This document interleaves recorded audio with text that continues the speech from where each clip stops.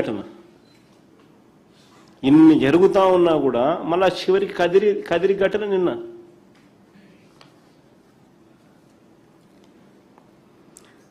చివరికి తిరుమలకు సప్లై అయిన నెయ్యి వ్యవహారంలో కూడా మా పార్టీ నుంచి మా ఎమ్మెల్సీలు అడిగిన ప్రశ్నలకు చంద్రబాబు సమాధానాలు కూడా చెప్పలేదు. 16 రోజుల అసెంబ్లీ సమావేశాలు. చివరికి తిరుమలకు సప్లై అయిన నెయ్యి వ్యవహారంలో కూడా మా పార్టీ నుంచి మా ఎమ్మెల్సీలు అడిగిన ప్రశ్నలు చంద్రబాబు దగ్గర నుంచి సమాధానాలు రాలా. ఇందాపూర్ డైరీ హెరిటేజ్కు, చంద్రబాబు కంపెనీ హెరిటేజ్కు మధ్య సంబంధాల గురించి నిలదీశాం. చంద్రబాబు నాయుడు సమాధానం చెప్పలేదు.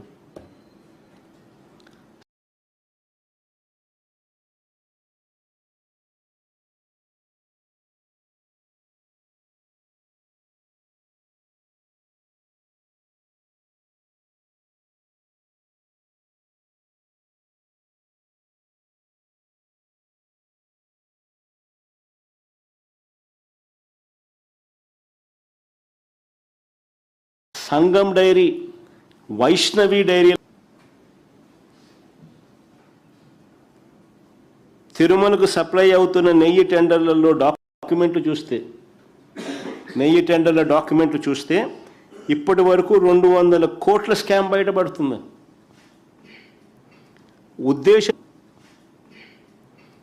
ఉద్దేశపూర్వకంగానే ఒక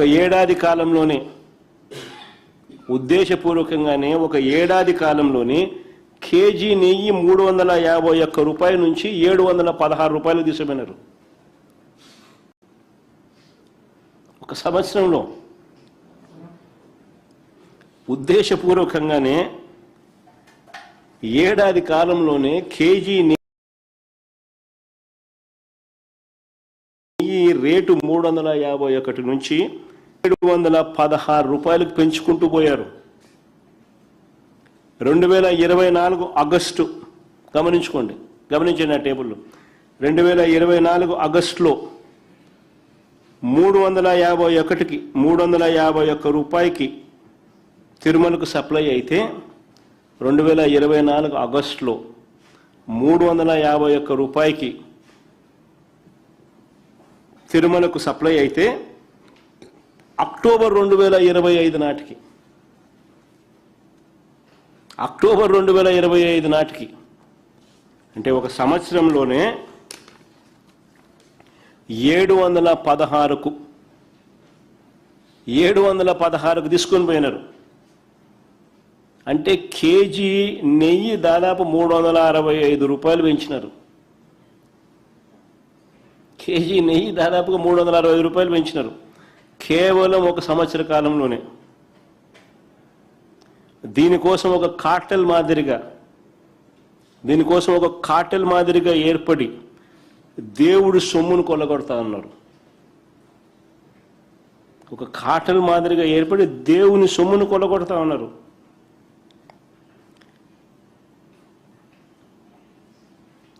ఒక్కసారి ఈ స్కామ్ చూస్తే ప్రభుత్వం ఏర్పడిన తర్వాత 2024 ఆగస్టు వరకు తిరుమలకు సప్లై అయిన రేటు ధర 351.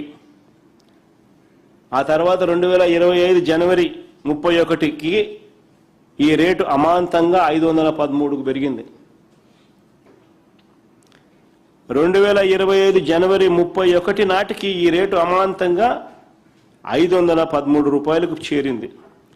2025 అక్టోబర్ నాటికి 599 రూపాయలకు స్కై రాకెట్ లా పెరిగింది. ఆ తర్వాత అదే అక్టోబర్లోనే 716కు పోయింది.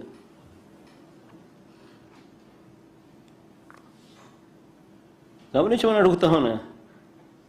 ఇది బహుశా ప్రపంచ చరిత్రలో స్కాములలో ఏకంగా జనవరి 2025లో బుక్ అయిన కేసు చూస్తే, చంద్రబాబు హయాంలో మొన్న జనవరి 2025లో బుక్ అయిన కేసు చూస్తే ₹1 కోటి విలువైన బంగారాన్ని దొంగతనం చేసిన కేసు అది. చంద్రబాబు నాయుడు గారి ప్రభుత్వంలో పరకామణి నుంచి అంటే టీటీడీలో డబ్బులు లెక్కబెట్టే కార్యక్రమం నుంచి ఏకంగా జనవరి 2025లో చంద్రబాబు హయాంలోనే బుక్ అయిన కేసు ₹1 కోటి విలువైన బంగారాన్ని దొంగతనం చేస్తే చంద్రబాబు గారి హయాంలో ఘోరమైన ఈ తప్పు జరిగితే ఆ దొంగకు దగ్గరుండి బెయిల్ ఇప్పించినారు. ఆ దొంగకు దగ్గరుండి హషప్ చేసి బెయిల్ ఇప్పించినారు. మొత్తం కేసును నీరుగార్చే ప్రయత్నం చేశారు. మా హయాంలో 75,000 విలువ చేసే డాలర్ నోట్ల దొంగతనం జరిగితే 15 కోట్ల విలువ చేసే ఆస్తులు టీటీడీ గుడికి రాయించిన పరిస్థితులు అప్పట్లో. కానీ ఇవాళ ₹1 కోటి విలువ చేసే బంగారం చోరీ చేస్తే పట్టుపడిన ఆ వ్యక్తికి బెయిల్ ఇచ్చి పంపిస్తామన్నారు. ఇంకా ఆశ్చర్యం బయటికి రాకుండా మరోవైపున సెప్టెంబర్ 2025లో 2023లో జరిగిన సెప్టెంబర్ 2025లో చంద్రబాబు నాయుడు 2023లో జరిగిన పరకామణి కేసు ₹75,000 విలువ చేసే డాలర్ నోట్లు పట్టుబడి అక్కడ కూడా గుడికి మేలు జరుగుతూ ₹15 కోట్ల ఆస్తి టీటీడీకి రాయించిన దాన్ని తప్పుపడతాడు. జనవరి 2025 ఆయన హయాంలో జరిగింది దాచిపెట్టి సెప్టెంబర్ 2025లో 2023లో జరిగిన 75,000కు సంబంధించిన డాలర్ నోట్ల దొంగతనం వ్యవహారం ఆ గుడికి మంచి జరిగిస్తూ చేసిన కార్యక్రమంలో పెద్ద ఎత్తున విషప్రచారం దుమారం చేసి ఈ 2025 జనవరిలో జరిగింది కప్పిపెడుతూ. ఇంకా ఆశ్చర్యం చెప్పన్నా, ఇంకా ఆశ్చర్యమేనండి. నెయ్యి వ్యవహారంలో కూడా అంతే. ఈయన హయాంలోనే టెండర్లు ఖరారైనాయి.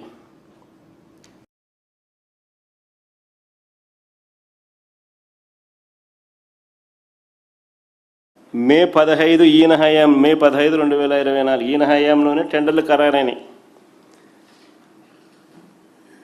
ఈయన ముఖ్యమంత్రి అయింది జూన్ 4. జూన్ 12వ తారీఖు ఈయన హయాంలోనే సప్లై మొదలుపెట్టినారు. చూడండి, వినండి, మరి ఇంట్రెస్టింగ్గా ఉంటుంది. ఈయన హయాంలోనే కొన్ని ట్యాంకర్లు పాస్ అయినాయి, టెస్టులు పాస్ అయినాయి. జూన్ నుంచి జూలై 4 దాకా 4 ట్యాంకర్లు టెస్టులు పాస్ అయినాయి. ఈయన హయాంలోనే జూలై 6, జూలై 8 సప్లై చేసిన మరో 4 ట్యాంకర్లు టెస్టులు ఫెయిల్ అయినాయి.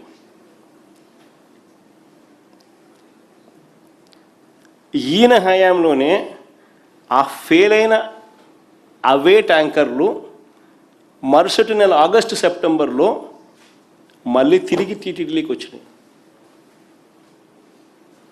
వేరే కంపెనీ పేరుతో. వచ్చిన వాటిని టీటీడీ అనుమతి ఇచ్చింది. వాటిని లడ్డూలు తయారు చేయడంలో ఉపయోగించుకున్నారు ఆగస్టు, సెప్టెంబర్లో. అర్థమైందా? ఆగస్టు, సెప్టెంబర్లో జరిగింది ఇదంతా. ఇది అయిన వెంటనే సెప్టెంబర్ 18వ తారీఖున చంద్రబాబు నాయుడు గారు జరిగిన ఈ విషయాన్ని దాచిపెట్టి జంతువుల కొవ్వు కలిసిందని, కల్తీ జరిగిందని, అది జంతువుల కొవ్వు కలిసిందని, కల్తీ జరిగిందని ఈయన ఎదురారోపణ.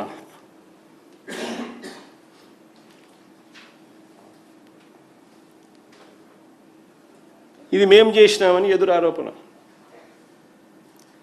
చేసింది ఈయన హయాంలో జరిగింది.